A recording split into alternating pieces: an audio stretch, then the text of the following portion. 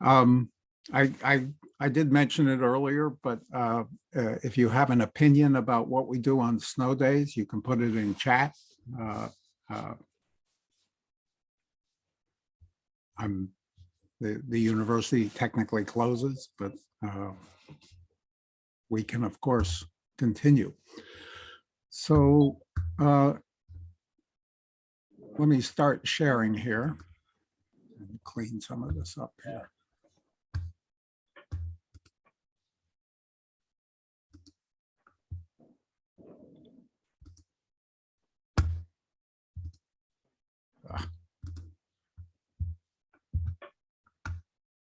So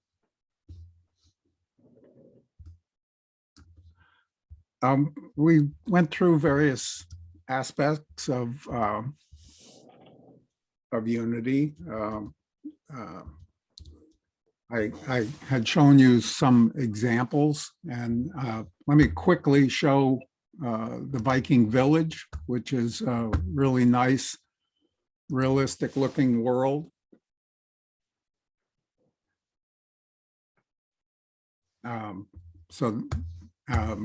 There's a version of this on the asset store I'll talk about in a little bit, but this is the Viking Village. And one of the nice things about the Viking Village and anything in Unity is that it has very advanced lighting that lets you change where the sun is in the sky, and that affects the lighting of the entire world. There's also this skybox that adjusts to the sun position in the sky. All of these assets are, of course, available. This might actually make a good template for one of your advanced games if you want to use this as a platform in which to build your world. That's fine with me. But this is the Viking Village. It's a rather big download, but it has a lot of cool stuff. Unfortunately, the version that's on the asset store is now a universal render pipeline, which I think has some of the features that I'm showing here disabled. But anyway, that's the Viking Village. And let me turn this off because it takes a lot of cycles.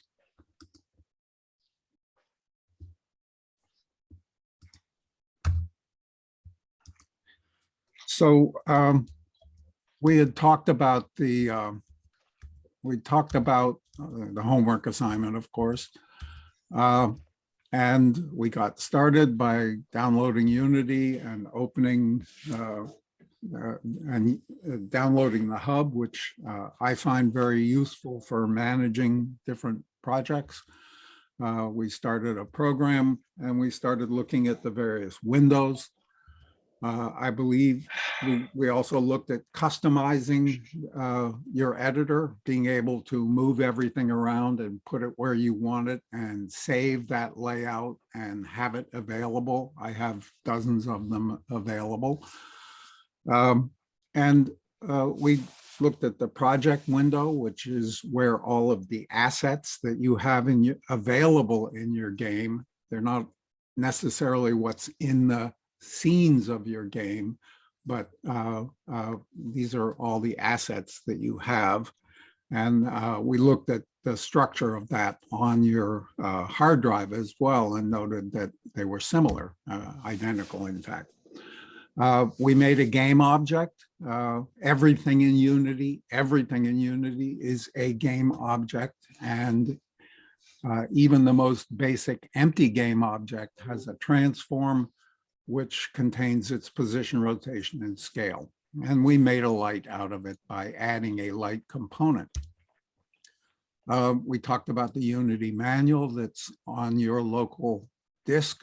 It comes with the Unity install if you specify it, and it has everything that you need to know. We were playing with the scene view with the different tools, and I believe we talked about the hand tool, which is the one in the upper left corner, and how we can press an F key and it'll focus on a particular object. With the left mouse button and arrow keys, we can pan. With the right mouse button, we can orbit. And there's an airplane mode, which is right mouse button and using the WAS and D keys to fly around in the world. Clearly, 3-button mice are handy. So the other tools here, and here we are in where we left off last time. This was the hand tool, and this is the translate tool. So, and I don't know if you remember this little trick, but if I select the camera and I do game object, align view to selected, this is going to make the scene view have the same view as the selected object, the main camera in this case. And so now this looks just like the game view. We can also kind of move things around here. And now I can select the camera and say, align with view, and this will now make the game view match the scene view. So these are two little tricks that we use a lot to set up our cameras or to capture where we are in the world. The next one is the rotate, and the rotate is this little circle kind of thing. And now if I select my little cube that I've got here, I can see the gizmo that lets me move the thing around, rotate it about the different axes. These things are color coded. I'm sure you can barely see it on the screen, but they're red, green, and blue. These correspond to X, Y, and Z, red, green, blue, X, Y, Z of the axis that we're rotating around. I don't know if I mentioned this, but there's a difference between global and local. If I go back to the little translate one here where I have these red, green, and blue axes, if I'm in global, I'm moving it relative to the X, Y, and Z axes of the world. Whereas if I'm in global, let me rotate that a bit so that we can see it more clearly. If I'm translating in global, I'm moving X, Y, Z with respect to the world coordinate system. But if I'm in local, I'm moving it relative to the X, Y, Z axes of the object. Every object has its own local coordinate system. The X coordinate is considered to be to the right. The Y coordinate, the green one, is considered to be up, and the blue coordinate, the Z, is considered to be forward. And this we'll use in scripting when we want to drive cars around. We'll make them go in the forward direction, which is the Z coordinate. And this applies as well to the rotation. When we're in local, we're rotating about the local axes. When we're in global, we're rotating about the world axes.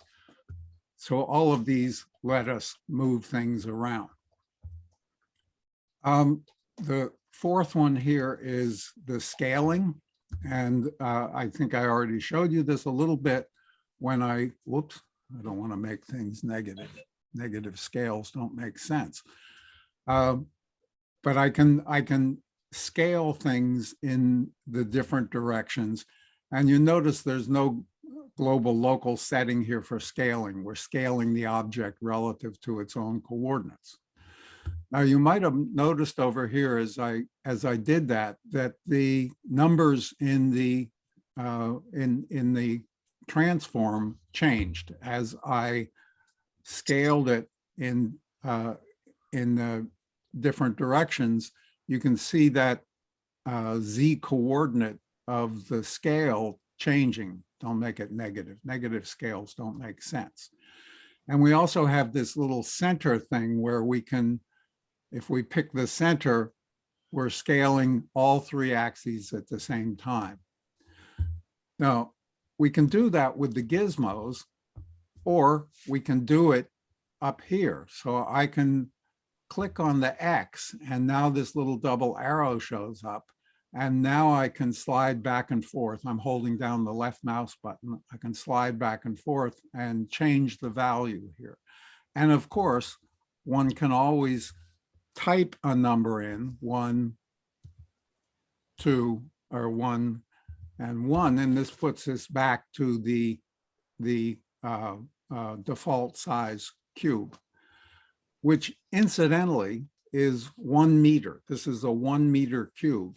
And the way we know that the units of unity are a meter is if I look in project settings under physics, I can see that the value of gravity is minus 9.81, and that's meters per second squared. This is, so we know now that the units of unity are meters. There's a keyboard shortcut for these 4 things. The Q puts it on the hand key, the W puts it on the translate, the E puts it on the rotate, and the R puts it on the scaling. There's also T. We'll get to this later when we talk about UIs. This is something different. This one, I'm not sure quite what it is. It's kind of a combination of all 3. And it's done with the YT. And this one we'll talk about some other time. But very quickly, being able to pop through whichever one you want with QWER picks those different things, makes it very easy to move around without having to mouse up over things and do stuff. There are a lot of keyboard shortcuts that are available. We also have this gizmo up here that kind of sets it to default views. There I clicked on the cube to kind of zoom in on it, and I can move around here and look at different standard views from the top, from the bottom, and from the X, the Z, and from the Y. So these all let us move quickly around. Now there's one other thing, oh, and the scroll wheel, of course, zooms. This center thing switches the scene view camera from perspective. Perspective, you can see things that are further away or smaller. And so this plane that I'm playing on tapers as it goes off into the distance. And if I press here, whoops, Q, if I press here, you can see now this is orthographic view where parallel lines are still parallel. So the 2 edges of my plane are now parallel. Now it looks kind of funny because it's not what we see in the world. This is what we see in the world, things that disappear into the distance. But in orthographic view, everything is lined up. This can be useful when you're laying out objects and you want them to be aligned in space and not just visually. So this is a useful tool. And later we'll see in the game view, there's also an orthographic camera over there. So that's the scene view. The local and global, whether translation rotation is about the global XYZ or the object's local coordinate right up and forward. Pivot center, we'll talk about that later. And I think I might have shown you the different views. We have shaded, but we also have wireframe, which is where we can see the outlines of the various triangles that every object in Unity is made up of.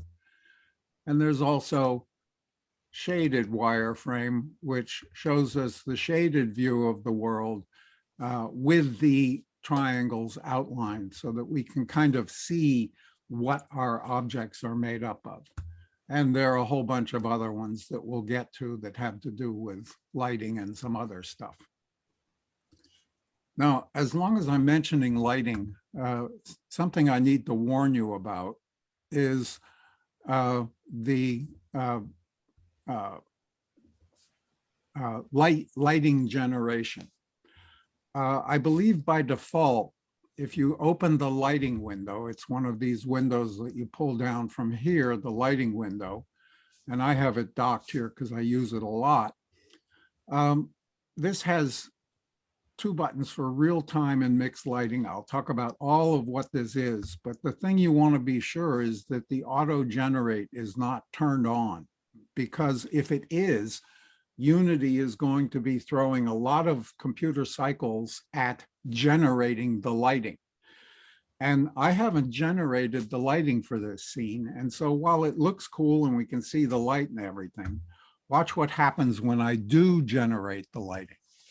It goes off and it does some computations. And this is now the correct lighting for the scene. So now my bright overhead sunlight is illuminating my rectangle, my plane and my cube.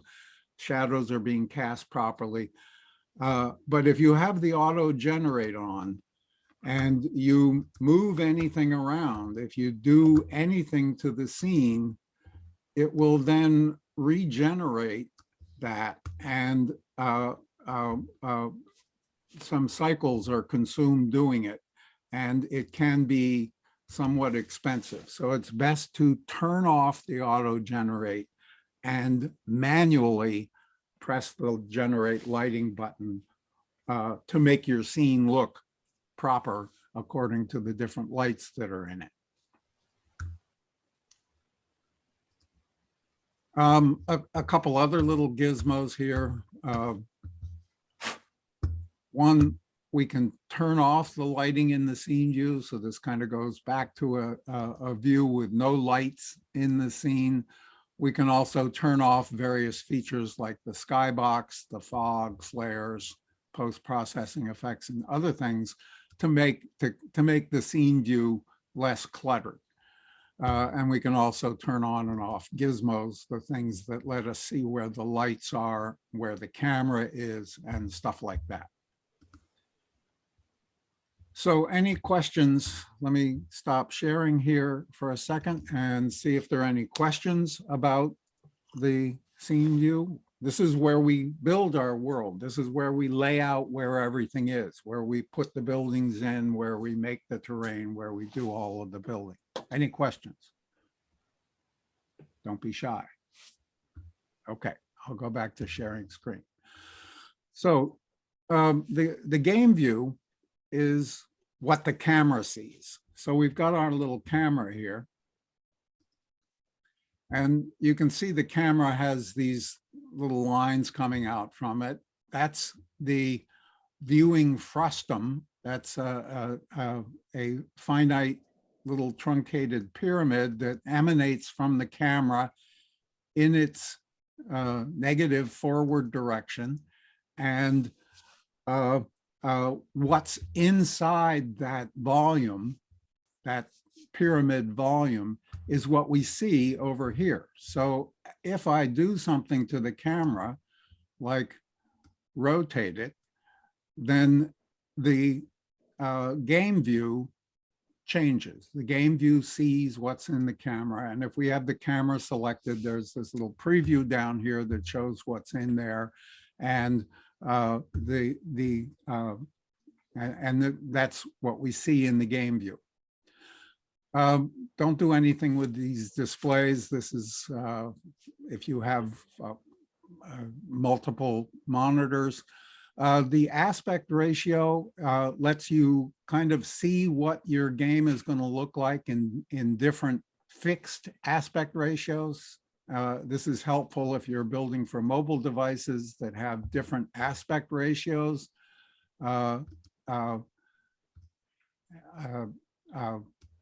So these are all different ratios that you can then see what they would look like for a particular um, uh, device. The free aspect will adapt to whatever is here, whatever is here. Be careful with the scale thing. This is not zoom, this is scale, so that you can kind of zip in on pixels, but it's not zoom. We have maximize on play. If I play here now, this is just what I see. Let me do a little trick here so that something happens. I'm going to select my cube and I'm going to add a rigid body component to it. This is physics, which we'll talk about in a while. But if I have maximize not checked and I play, we'll see that the little object falls and settles to the ground. Whereas if I have maximize on and I play, it's going to fill my entire screen here, my entire editor window. And to make this even more interesting, I'm going to go to the cube's collider, and I'm going to go over here and get this physics material that I made. And physics materials just have information about the friction and bounciness of a collider of an object. And so I've made this very bouncy, and I've set bounce combined to maximum. And now if I play this, this little cube is gonna bounce around, whoops, and fall off the plane right away. So maximize on play. Muting audio is obvious, it turns things off. Gizmos lets us see the gizmos that we have over in the scene view. So there's the two lights that I've got in the scene here. And stats is kind of a primitive sort of frames per second meter. This shows that I'm running at 1,093 frames per second. Obviously that's not what I'm showing here. But if I play here with the stats on, you'll see I'm running there at a few hundred frames per second based on the graphic cost of 4 or 5 milliseconds. And there's other information here about how many triangles you're displaying and some other stuff. Useful to see how well your game is performing. So that's the game view. Now, an important concept is the idea of parenting objects. So over here in the world, I've got my little cube. Let me kind of reset it here. I'll do the reset, which puts it back to 0, 0, 0, a rotation of 0, 0, 0, and a scale of 1. And then I'll move it up so that it's 1.5 meters above the plane. So I've put the object up there, and I'm going to make another object, a game object, 3D, sphere, and I'll reset it so that it is there at 0, 0, 0. And I'm going to move it up as well. I'll put it at a height of 3. So I've put it above my cube. Now watch the transforms here while I take the sphere and drop it on the cube. Notice that that 3 changed to a 1.5, and the sphere is now indented underneath the cube. It's now a child of the cube. And its transform is now relative to its parent. So where it was at a height of 3 in the world, it's now at a height of 1.5 relative to its parent, the cube, which itself is at 1.5. And this is true of its rotation and its scale and everything. It's all relative to its parent. one way to think about this is the cube's parent is the world. Everything, every game object is parented to the world to begin with. So now what happens if I rotate this little cube, you notice that the sphere moves with it. The sphere moves moves along with the cube, and its transform doesn't change. Its rotation, position, and everything is still exactly 1.5 up, 0 rotation from its parent, the sphere. And if I play this now, the cube is a rigid body, so it's going to fall and it's going to bounce around, and the little ball bounces along with it. And let me just, to make the ball bouncy as well, I'm going to drop, this thing keeps getting in the way. I'm going to drop that bouncy Physic material on the sphere collider as well, so that both pieces of this are bouncy. And my little character here now bounces around, and the ball is as bouncy as the cube is. So it's going to keep bouncing until it either settles down, which it looks like it's going to do. Bounciness of 1 is very bouncy, and it takes it a long time to settle down. In fact, it sometimes never settles down. But there we go. So parenting objects, and we'll do this a lot. If you look at, if you look at any of the sophisticated assets that come with standard assets or anything, you'll see that there are a whole hierarchy of objects put together with the wheels and windows and all kinds of stuff. Everything in Unity is a hierarchy of objects that are parented to their root. We call the cube the root, and then these are the different children, and we have different aspects that we can do. Let me quickly make a duplicate of the sphere.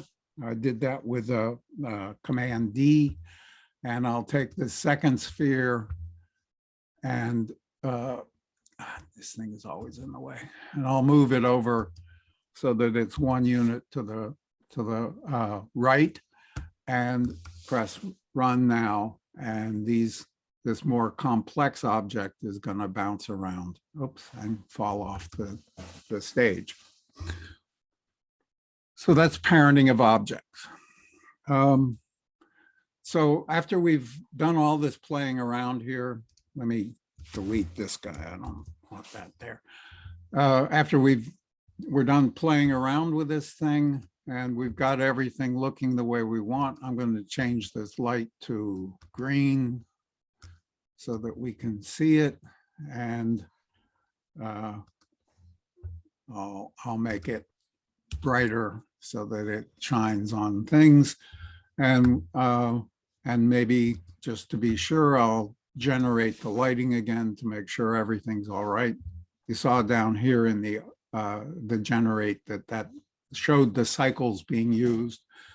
And so now I want to save this scene. Until you save it, it's just exists in the world. And I'm going to do a save as here, and I'll call this, I'll put it in the scenes folder, and I'll call this day 2, save it.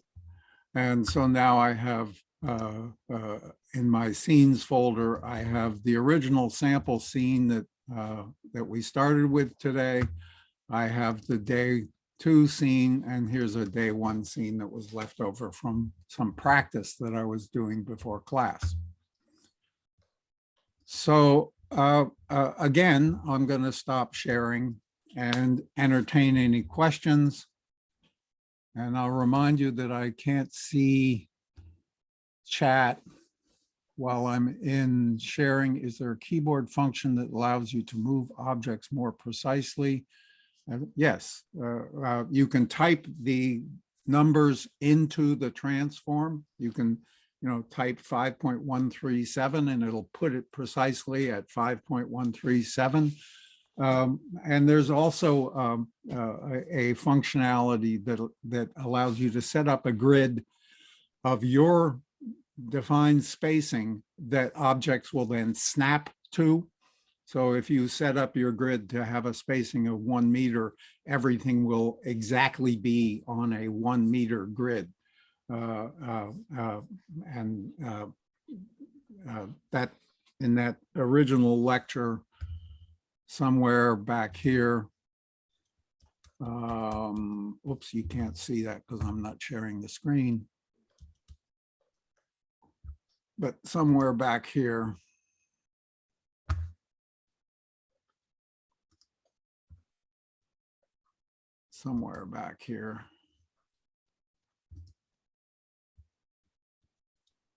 where we talked about the homeworks, this Unity Tips has information about how to do snapping. So that's something you can get there.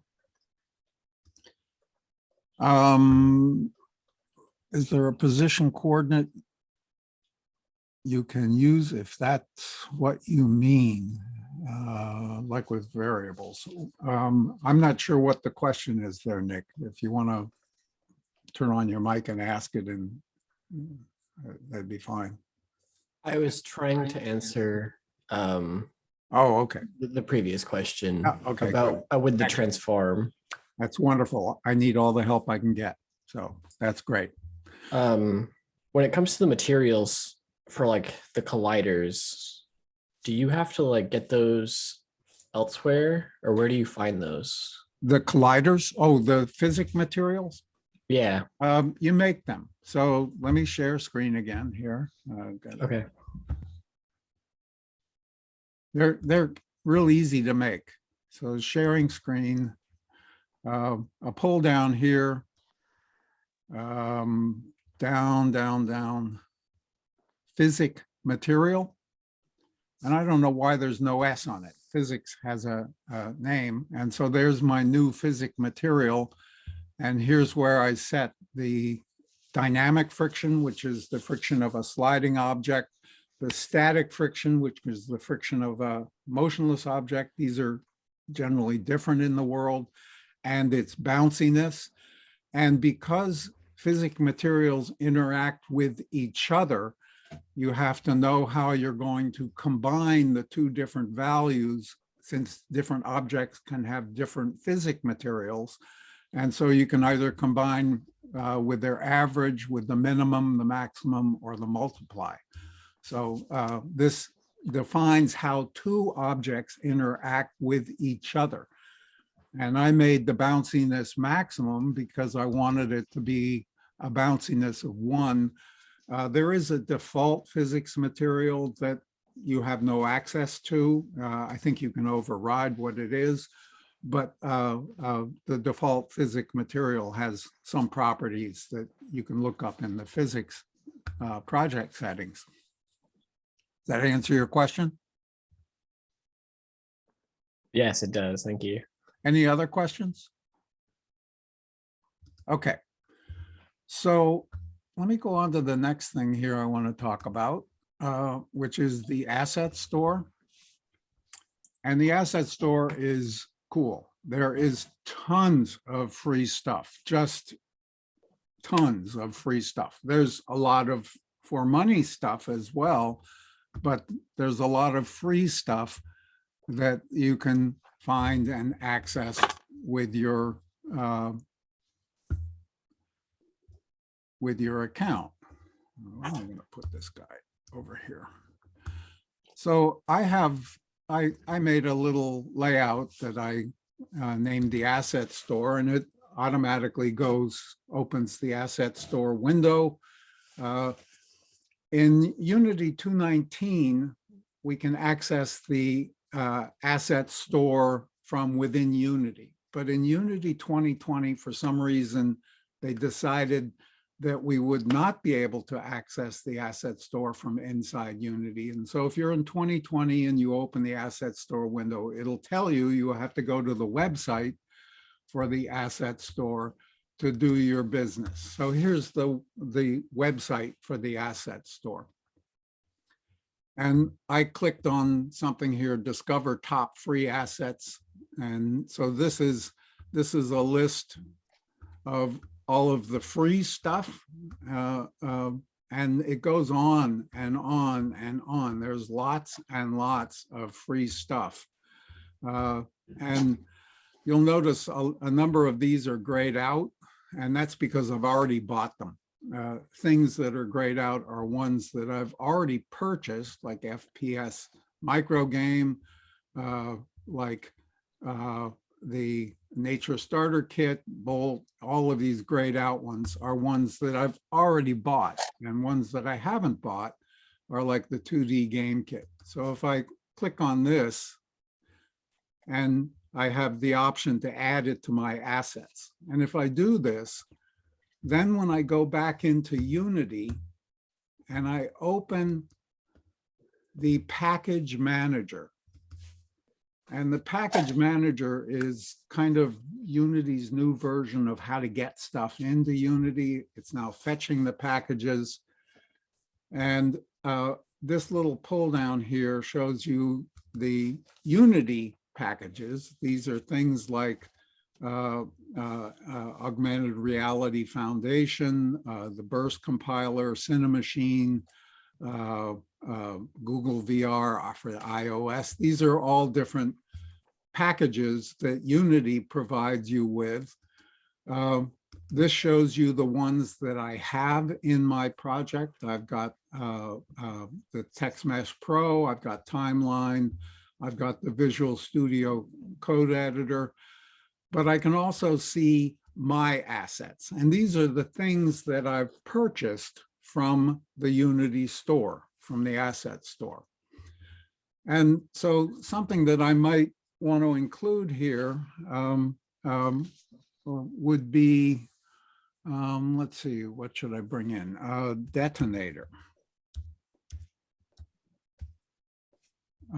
So if I type Detonator in the search there, this shows me the Detonator explosion framework. This is a really nice program. I don't know why I have to download it, but it'll download here, and I can import it, and it's now bringing it into Unity. This shows me all the stuff it's going to bring in. I'll say import, and it's writing the package items, it's compiling them. This can take a while if the thing that you're importing is a really big package. If it says this thing about the API update, say go ahead. It's actually, there's a sort of mirror image thing going on here, so you see these sort of a sort of spinning on the units in a clockwise direction. I'm sorry, I can't hear you. If you have a question, Dave?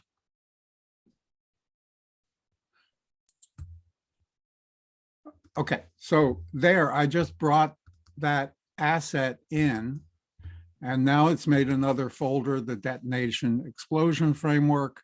I can look down in here for the test scene, and I can go to that scene, and I can play this, and this lets me kind of play with the different explosions. I want to maximize.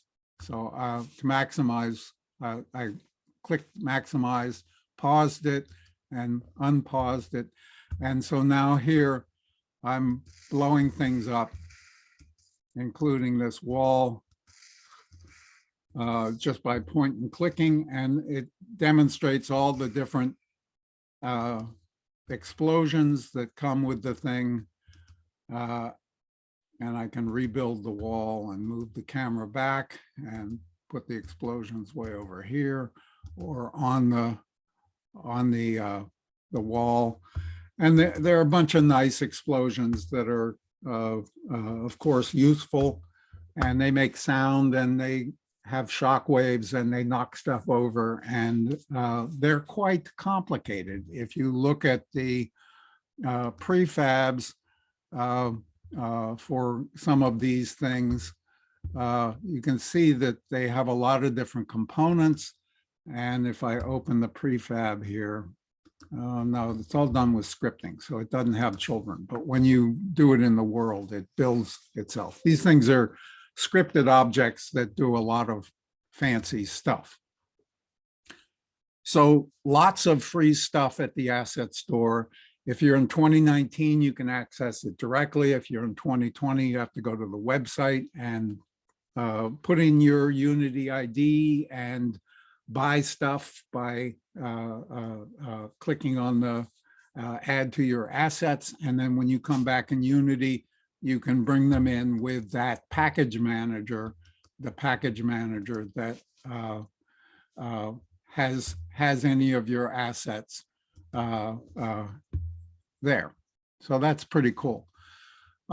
Here's another nice one that is really nice, the terrain toolkit.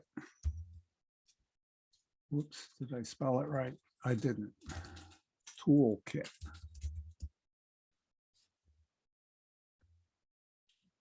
The terrain toolkit. The one I'll show you in class later is Toolkit 217, which has some issues with 218, 219, and 220, and they've refactored it to work perfectly now. So I can import this. It shows me what it's going to bring in. It brings in a bunch of skyboxes and images and textures, and I'll import it. And it's compiling all of this. And we'll see this later when we get to sculpting our terrain, that this toolbox is kind of a procedural way of generating terrain. Let me get out of here. I'll open a new scene. Running out of time. I'll make a terrain. I'll focus on that terrain.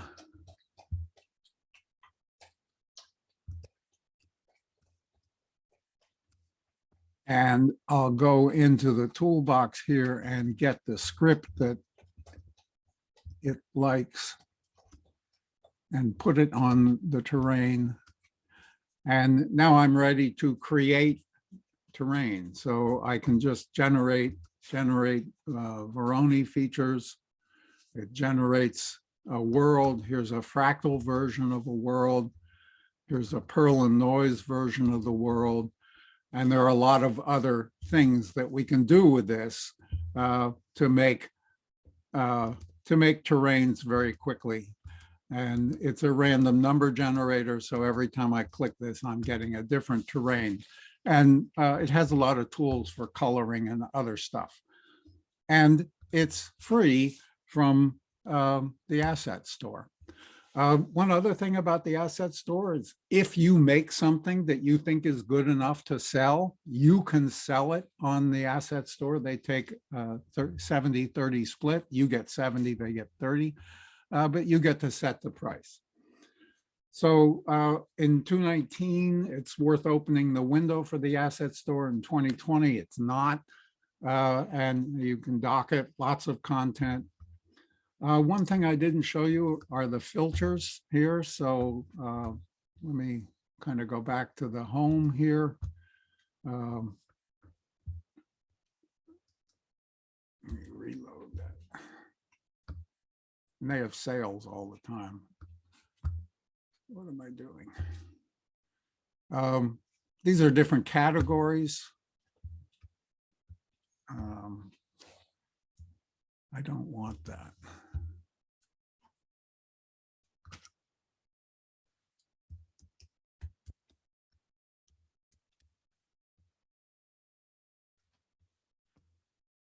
So I want the home. I want to sell assets. Why is this locking up?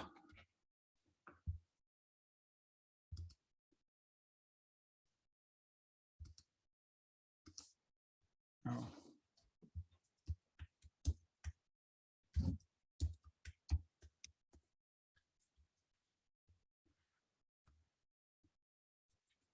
All right. I had to reload it to get it back here. But if I go down here into this little see more, this opens access to the various filters. So you can now filter on the different kind of things that you want to pick up, things like tools, templates, VFX, 3D assets, and there's lots of them you can see.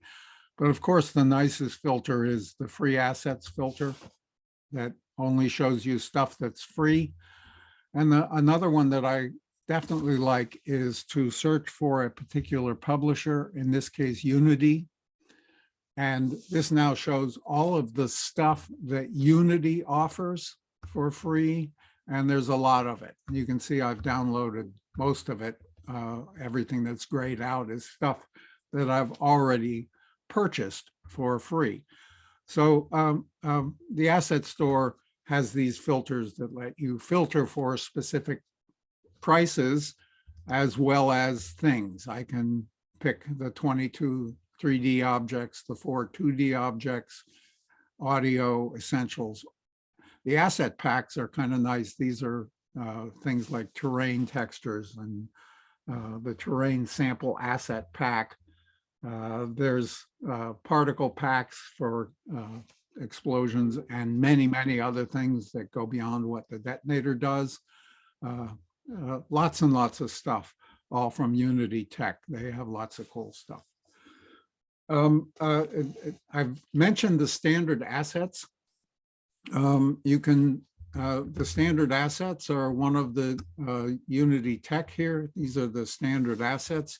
If there's one drawback to downloading the standard assets from Unity is that it, from the asset store, is that it brings in everything. So it bloats your game up if it has everything that's in the standard assets. And another way to do this is to download Unity 2.17. Here's my Unity folder that has the hub that has the various installations of the editor. And so in the Unity 2.17, which is the last one that still has standard assets, it has these different components, the 2D assets, the camera assets, the character assets, separate. So if you don't want all of the environmental things, which is water and all kinds of stuff, you can just download the particular components that you need. And so your game doesn't get so bloated. I believe the Unity standard assets pack is by itself 183 megabytes in its packed up form. It expands to about 300 when you actually compile the game. So while you can download all the standard assets here, another trick to doing it is to get them from the Unity 2.17, which if you don't use, you can then delete all but the standard assets and use them. And so I think I've already downloaded some of these standard assets here. Let me close up these. I've already downloaded some of the standard assets. I downloaded the characters, which I can put in my world. Here's my first person character, and I can drop them in the world, and I can play here. And I don't know what's going to happen because this world is kind of weird looking, but here I am in this world on this strange terrain that I've built in a first person character that came from the standard assets. And it's a nice first person character. It has footstep sounds, and it bounces as you walk. And it's a very nice character. I think it's better than the newer one that they have. To bring in assets from there, I need to import a package, a custom package, and then I have to navigate to those Unity Hub Editor 2.17 standard assets. And here I can bring in the cameras They're a nice cheap set to bring in. And these are just some pre-made cameras that have certain behaviors that we'll play with later when we get to cameras. But those are standard assets, same as the ones you get from here. I will warn you that if you're in, didn't throw an error, but if you're in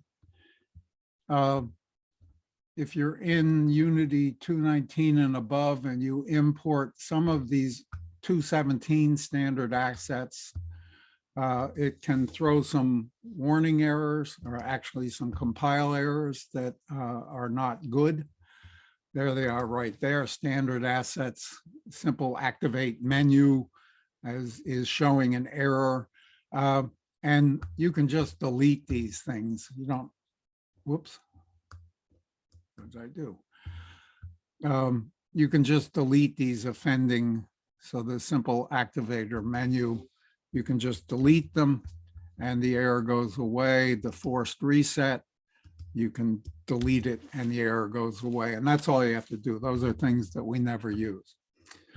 So it looks like I've run out of time. I'm going to stop sharing here and entertain any questions. Let's see, if we use assets in our final project, we need to create a works cited page for them. No, anything you get free from the asset store, you can just go ahead and use. And I don't mind if you buy things either. There's no textbook in this class, so you've got about $100 that you saved by not having a textbook.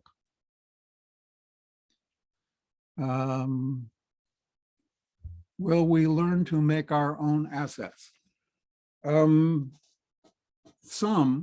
will definitely script our own assets, but things like the meshes for the cars and for characters, these are usually made in tools like Blender or 3D Cinema Max, or you know, the 3D content creation tools. Pro Builder, which is kind of an in Unity version of Blender, lets you make things that are pretty fancy, but most of the content of that ilk we don't make in here. I believe New Media might have a class in how to make 3D content, but in here we won't be using Blender or 3D Max or any of those high test content creation tools. Blender's free. It's hard. It's a TMO, too many option program. So you can try it. Anything else? Don't be shy. You can do chat or you can talk, whatever you want.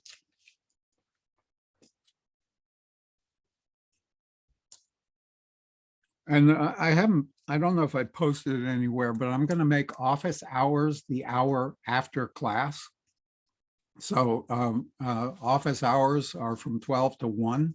So technically you can access me at any time. I'll post my cell phone number so you can call me if you want to. But I'm also going to leave this Zoom session open for anyone who wants to ask me questions, or if you want to chat among yourselves. So, you know, feel free to use this hour. I'll leave it running as long as anyone's interested. I am going to stop recording at this point, though, and